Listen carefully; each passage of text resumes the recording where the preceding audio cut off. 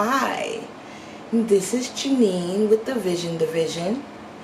In today's video, we're going to be unboxing this huntakiller.com package, which is a murder mystery type of game where they send you a box with evidence and information as if you was a detective.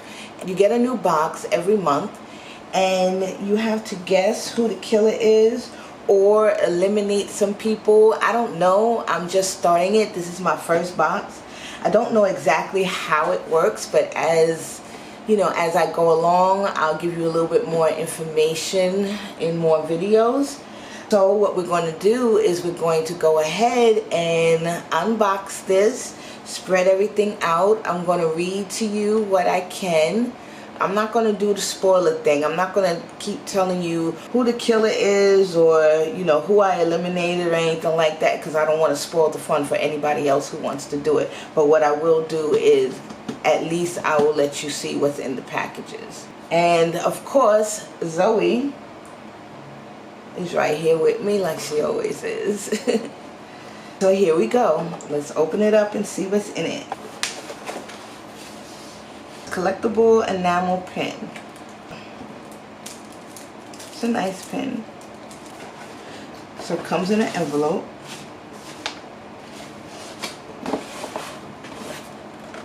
Oh, so a cuffling came out. Nice little cuffling.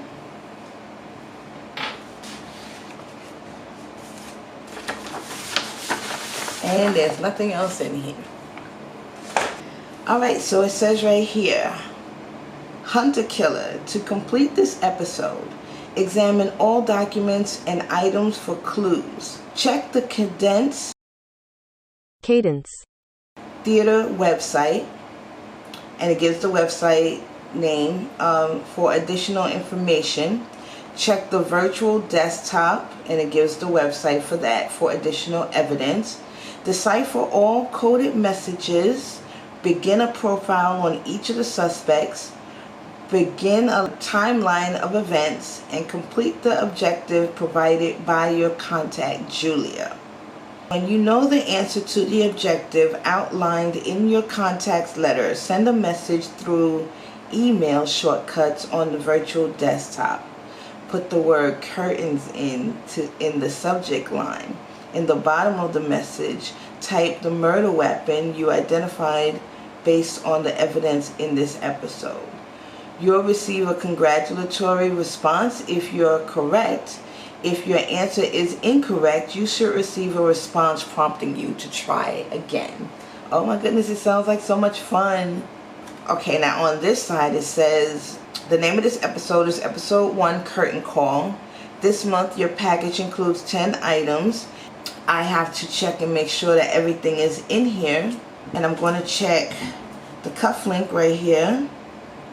We have that. Put this over here. Let me spread everything out.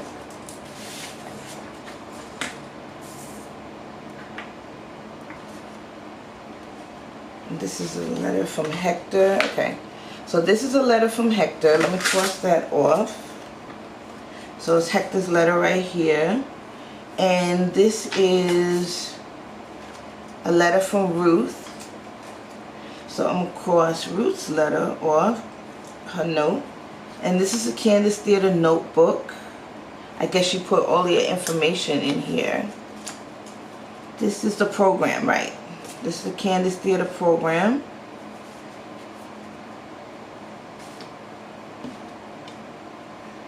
And I guess this is rehearsal notes. Yes. So this is rehearsal notes. PI letter.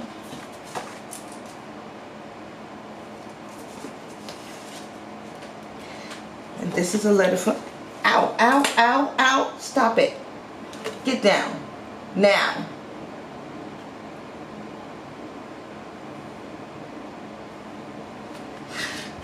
Sorry about that. You see, my cat is crazy, right? This is a letter from Julia. Let's see what's in here. forensic report. So in this envelope I have the forensic report, which is going to be so interesting. I'm so excited. Oh my goodness. Okay, so let me check this off. I have the forensic report, and this should be the attic inventory.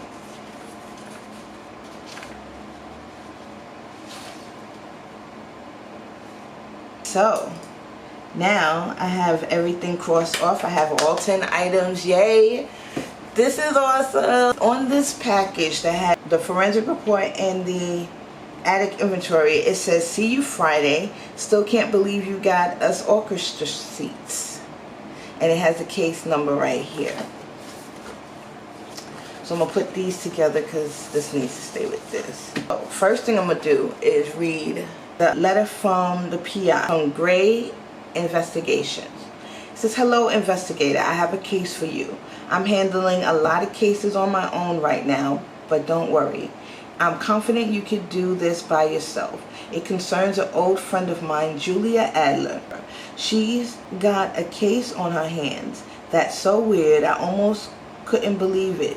So weird I happened to get wind of it on the national news. I'll let her fill you in on the details, but there is one thing I want you to remember. Trust, but verify. There are a lot of spinning plates when it comes to a case, so make sure you can find hard evidence to back up anything someone says. I set a virtual desktop that the two of you can use to share resources for the duration of this investigation. Michelle Gray, private investigator at Gray Investigations LLC." Now this is the letter from Julia, and it has the theater company logo all over it. "Hello, first of all, thanks for taking my case. I don't know what I would have done if Michelle hadn't put us in touch. I'm not sure how much she's told you, so I'll start from the beginning. I run the Candace Theater, which has been in my family since the 1930s. Money's tight, so I recently decided to see if we had any antique costumes that might be worth selling. I wasn't exactly thrilled at the thought of auctioning them off, but I owe it to my family's legacy to keep this place going. Anyway, I finally started doing an inventory of our costumes and got to this trunk at the very back of the attic. When I opened it, there was a body inside. I thought at first it was a fake mummy from some old stage production. I even took a picture to show my property master. Then I noticed this awful smell and realized it wasn't a prop at all. When I was waiting for the police to show up, it occurred to me that the body might belong to Viola Vane. Back in the Depression, she worked at the Candace as an actress, a pretty good one by all accounts. But I was a kid. The stagehands told stories about how she went missing without a trace after some ill-fated rehearsal. They had all kinds of wild theories about what happened to her. Turns out she was in the attic all along. Only no one knew it. It's horrible to realize that every moment I've spent here, pretty much every moment my dad and my grandparents spent here too, for that matter, she was up there waiting for someone to find her. Anyway, the police came and witnessed the scene. We got the full crime lab experience for a few days. However, once they confirmed it was Viola Vane and realized they weren't dealing with a recent homicide, the investigation started to fall down their list of priorities pretty quickly. I'm sure they have more pressing issues to deal with than a cold case that's more than 80 years old. But this poor woman doesn't deserve justice any less because she was murdered a long time ago. I realize any leads must be stone cold by now and that her killer is probably dead and gone, but I still want to do right by her if I can. I took another look around the attic and found an old cufflink stuck between the floorboards, basically right under the place where the trunk was. When I brought it to them, they said it could have wound up there at any time, so it wasn't of sufficient evidentiary interest, whatever that means. It makes me feel like I can't rely on them to solve this case, and I need to move things forward as quickly as possible. It was bad enough that the theater had to close down while they processed the crime scene, but the press have been hassling me endlessly. Worse yet, the theater's board of directors is blaming me for all of this. I don't know what they wanted me to do. Pretend I didn't find the body? I need you to help me clear this mess up so that things can go back to normal. I'm sending you as much information as I can about the theater from around the time Viola disappeared. We have lots of old records from that era, but it's going to take a while to comb through them. I have to admit that some of the handwriting can be a little hard to read, but I've had enough experience puzzling through my grandparents' records that I'm actually pretty good at making out what they say. In case you have trouble parsing any of the cursive, I've left transcripts of handwritten documents on the virtual desktop Michelle set up for us. I'm also sending a copy of the forensic report. I can't say how I got my hands on it, but it might involve a forensic anthropologist who's a closet theater nerd and some extremely good tickets to a hip-hop musical about a certain founding father. I just figured if the police aren't doing anything with this information, maybe you can. I know you'll be able to show them how a real investigator works. Maybe with your help, this case will finally get its big break. Julia Adler. Okay, so this is very, very, very interesting. I'm not going to go into all of this because there is an encrypted area back here, and it is a little hard to read. So I'm going to have to sit there and study all of this. This is the program. And I think that this was 1934. It says that this is November 6, 1934. Definitely going to see. This is really interesting. So this is September, November, and then December. I will read these letters to you. Okay, so I'm going to read them by date. The first one is September 2nd, 1934. Mr. Adler, you must know I have the utmost respect for your work. With that in mind, I hope you'll consider what might seem an inordinate request. Do not cast Viola Vane in your next production.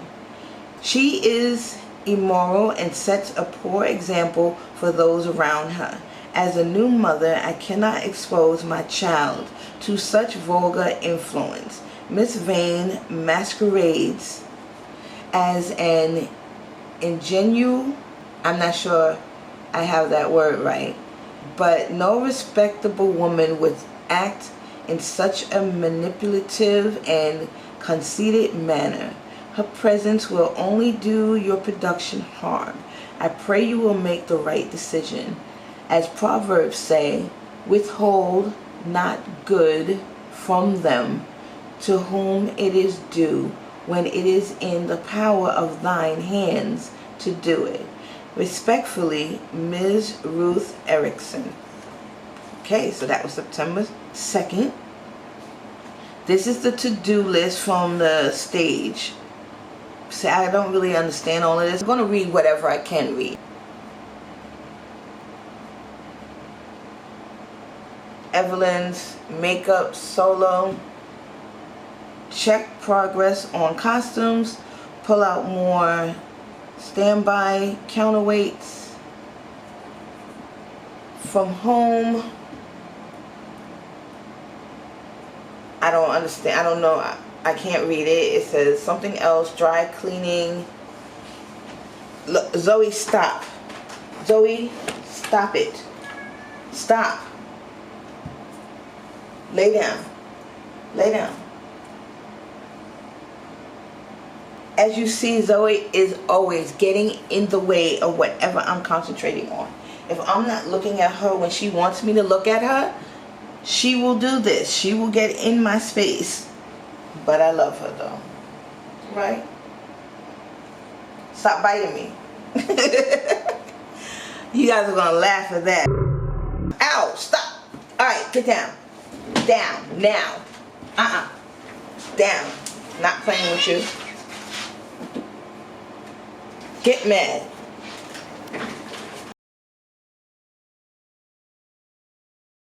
Okay, so I was at, it looks like it says Milk Dry Cleaning, Louise's Cosmopolitan. It says rehearsal note, who's needed? Viola, Evelyn, Hector, Ira, George, myself, Vi forgetting lines, and it has how many times she forgot the lines. Run lines with her tomorrow, question mark. Okay. And on the back it has some other stuff. Adjust lighting, cue at Evelyn's first entrance, you know, some other stuff. And then it has a code that he put here. And the code is in this side too, but we're going to have to figure all of this out. So this letter is from the desk of Hector Rowland. And it says December 25th, which is Christmas, 1934. And this is addressed to Ira. Ira, how are you and Evelyn holding up? I wish we'd had more time to speak during the cast party, but George kept the two of you cornered for practically the entire evening. I wanted to say that you can leave it right here. Truly did deserve better. The two of you were fantastic. So was I, for that matter. Sometimes these things just happen without any rhyme or reason, and I'll always maintain that seeing your show fail spectacularly is a rite of passage in this business. Honestly, I was happy to be relieved of my responsibilities to You Can Leave It a few months early. It was the perfect excuse to take a trip to the country house. I was so tired of scanning every open doorway and grimy side street in the city for Viola. Where could she be? Why would she run off without telling any of us where she was going? Viola's one of the few people who ever got to know the real me. I do understand how I must look, the humiliated former fiance of the vanished Viola Vane. Wherever Viola is, I hope she's got enough money on hand to cover a warm meal and a payphone. One call and I'll drop everything to bring her home. Let me know if there are any new developments. Happy holidays, Hector. P.S. And it's a whole bunch of codes. Well, we have this playwright, but I'm not reading, this program. If I have this right, you guys will be able to pause this and look at it yourself. This is the cast. This is Viola right here. And then we have the forensic report. This, I'm not going to show you everything that's on it. I'm going to leave something secret, because this is giving more information. This is the cufflink. So that is everything. That's all the evidence. I'm actually going to go through everything, and I'm going to start looking at the forensic report, the closet. I'm going to go on the website. I will keep you guys updated the best way that I can, if I can, without spoiling anything. I don't know how much information I can actually give you guys without spoiling it for you.